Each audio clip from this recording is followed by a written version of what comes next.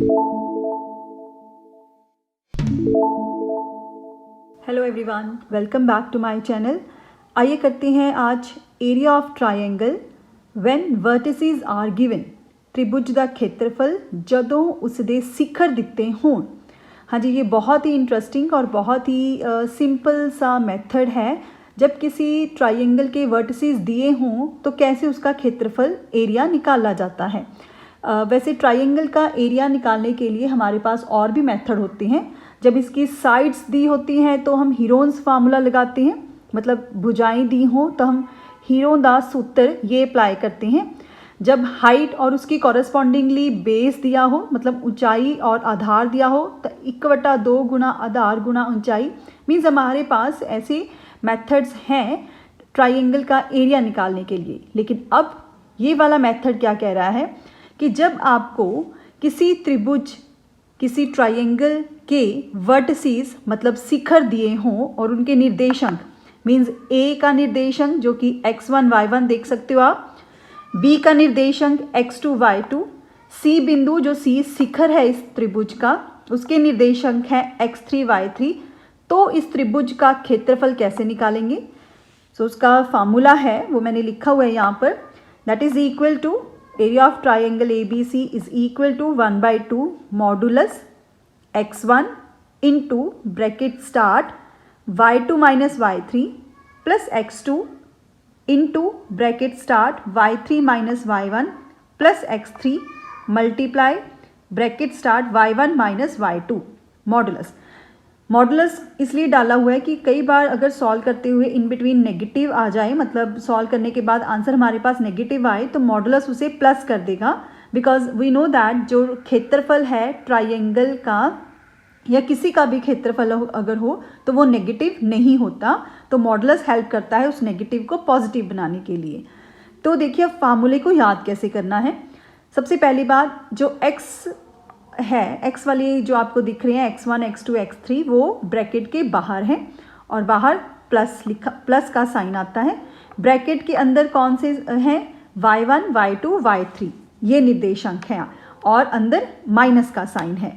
अब ये देख सकते हो आप यहाँ पे 1 2 3, आगे 2 3 1, फिर 3 1 2। तो ये 1 2 3 करके ऐसे आप याद भी कर सकते हो। अदरवाइज एक जैसे यहाँ पे मैं एक चक्कर बना रही हूँ, यहाँ पे लिख दिया मैंने 1, फिर आगे लिख दिया 2, फिर आगे लिख दिया 3। तो आप ऐसे चल सकते हो 1 2 3, ठीक। उसके बाद यहाँ से स्टार्ट होते हैं तो 2 3 1 बनेगा, मीन्स 2 3 1। फिर हमें 3 1 2 चाहिए, 3 से स्टार्ट हो जाओ तो 3 1 2। मतलब ऐसे गिनती करने में मुश्किल नहीं आएगी, तो आपको ये याद रखना भी इजी हो जाएगा कि पहले 1 2 3, फिर 2 3 1, फिर 3 1 2 ऐसे चलना है। बाहर x निर्देशांक है, अंदर y वाले निर्देशांक है। तो इस तरह से आप ये फार्मूला लर्न कर सकते हो। सो नेक्स्ट रिजल्ट है, जदों 3 बिंदु समरेखी हुंदे हन तां उत्थे त्रिभुज का क्षेत्रफल 0 हुंदा है। जेकर a x1 y1, b बिंदु x2 y2 लिया, c लिया x3 y3, ये तीनों बिंदु समरेखी अगर हमें दिए हुए हैं तो हमारे पास ये रिजल्ट होल्ड करेगा। मीन्स त्रिभुज ABC का क्षेत्रफल किसके इक्वल होगा? 0 के इक्वल। तो आपने ये ध्यान में रखना है कि जब 3 बिंदु समरेखी हन तां त्रिभुज का क्षेत्रफल 0 हुंदा है, या इसको ऑपोजिट कन्वर्स केस भी ट्रू है। मीन्स अगर त्रिभुज का क्षेत्रफल 0 आ रहा है उस केस में तो आप कहोगे कि त्रिभुज ABC तीनों बिंदु ये समरेखी होंगे। तो आइए करते हैं start first question. Find the area of triangle whose vertices are. त्रिभुज का क्षेत्रफल पता करो जिसके शिखर हन 2 3 -1 0 2 -4। इसको नेमिंग दे देते हैं हम A की, से दिस इज B बिंदु और ये हो जाएगा C। So these three are the vertices of the triangle and we know that we have a formula area of triangle। आप इसे लिख सकते हो यहाँ पर त्रिभुज ABC का क्षेत्रफल वो किसके इक्वल होता है? 1/2 mod of x1 y2 minus y3 plus x2 y3 minus y1 plus x3 y1 minus y2। ये फार्मूला याद होना बहुत ही ज़रूरी है। तो मैंने यहाँ पे फार्मूला लिख दिया है और इनको लेबल कर देते हैं x1 y1, क्योंकि अगर ऐसा लिख देंगे तो हमारे पास डायरेक्ट वैल्यू पुट करनी ईजी हो जाएगी और गलती के चांसेस भी बहुत कम हो जाते हैं। 1/2 x1 कितना है 2 into bracket start y2 is 0, y3 कितना है हमारे पास -4, एक माइनस इसका और एक y3 का माइनस है तो +4 हो जाएगा। x2 आप देख सकते हो -1 है तो plus into -1 -1, y3 -4, y1 3, x3 this is 2 into multiply है यहाँ पे -1 इंटू लिख सकते हो आप, अदरवाइज ये मल्टीप्लाई ही है। y1 is 3 and y2 is 0, इस तरह से। सो 1/2 2 into 0 + 4 4, -1 into -4 -3 -7 plus 2 into 3 - 0 is 3। So 1/2 2 into 4 8, -1 into -7 + 7 and +6। So 1/2 8 7 15, 15 and 6 21। So answer is 21/2 square units means वर्ग इकाइयाँ। तो ये हमारे पास इन शिखरों से बना जो त्रिभुज है उसका क्षेत्रफल है 21/2। Next question we have find the value of k for which the points are collinear. k ਦਾ ਮੁੱਲ पता करो ताकि तिन्ने बिंदु समरेखी हों। यहाँ पर हमने k की वैल्यू पता करनी है और ऐसी वैल्यू जिससे ये तीनों बिंदु जो हैं वो समरेखी हो जाएं।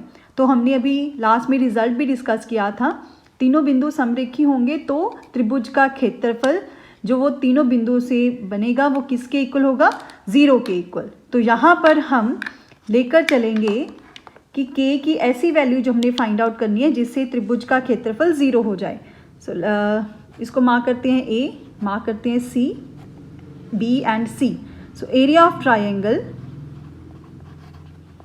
ABC इज इक्वल टू 0 के लेकर चलते हैं, क्योंकि हमने यहाँ पर k की ऐसी वैल्यू निकालनी है जिससे ये तीनों बिंदु समरेखी हो जाएं। और इस केस में एरिया ऑफ ट्राइंगल ABC किसके इक्वल लेकर चलेंगे हम 0 के equal. So we have 1/2 modulus of y2 - y3 plus x2 y3 - y1 plus x3 y1 - y2 modulus is equal to 0। इसको मार्क कर लेते हैं हम x1 y1, x2 y2, x3 y3। अगर हम सिंपल सी लैंग्वेज में बात करें, अगर तीन बिंदु समरेखी दिए हुए हैं तो एरिया ऑफ ट्राइंगल क्या होगा उस केस में, त्रिभुज का क्षेत्रफल 0 के इक्वल होगा। तो सिंपली हमने फार्मूला लगाया है, उसको इक्वल टू 0 के लेकर चले हैं। 1/2 जो यहाँ पर मल्टीप्लाई में है उसको भी उधर 0 के पास ले जाते हैं तो वो 0 बन जाएगा। अब हम डायरेक्ट वैल्यू पुट करते हैं। x1 is 7 into y2 is 1, y3 is k, x2 is 5, y3 is k, y1 है -2 और एक फार्मूले में भी माइनस है तो ये +2 हो जाएगा। x3 is 3, y1 is -2 and y2 is -1 is equal to 0। ये 1/2 को हमने यहाँ से मल्टीप्लाई कर दिया, 2/1 हो जाएगा। 7 को अंदर मल्टीप्लाई करते हैं 7 - 7k, फिर 5 को अंदर मल्टीप्लाई करते हैं 5k + 10 प्लस 3 को -3 से मल्टीप्लाई किया -9 इज इक्वल टू 0। k वाली टर्म्स k वाली में ऐड हो जाएंगी, -2k ये आ जाएगा +8 मॉडुलस इज इक्वल टू 0।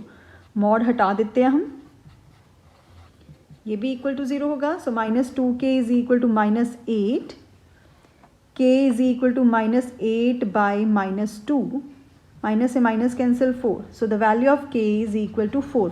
मतलब k की वैल्यू 4 अगर होगी तो ये तीनों बिंदु क्या हो जाएंगे, समरेखी बिंदु हो जाएंगे, क्योंकि हमने इनका त्रिभुज जो है इक्वल टू 0 लेकर चला है, जिसकी वजह से k की वैल्यू क्या आ रही है 4 आ रही है। तो इस तरह से आप समरेखी बिंदु के केस में एरिया ऑफ ट्राइंगल को 0 लोगे और अननोन वैल्यूज जो हैं वो पता कर सकते हो। नेक्स्ट क्वेश्चन, उस चतुर्भुज का खेत्रफल पता करो जिस दे शिखर इसे क्रम विच दिते हुए हैं। हाँ जी, मैंने एक चतुर्भुज बना दिए यहाँ पर और इनको ऑर्डर में ही लिखा है, -4 -2 -3 -5, इसी तरह से C और D उनको नेम दे दिया है, ABCD। इस चतुर्भुज का क्षेत्रफल पता करना है। तो आइए देखते हैं इसको हम इसी मेथड से जो कि हमने त्रिभुज का क्षेत्रफल किया है, क्योंकि इसी एक्सरसाइज का क्वेश्चन है, किस तरह से पता कर सकते हैं।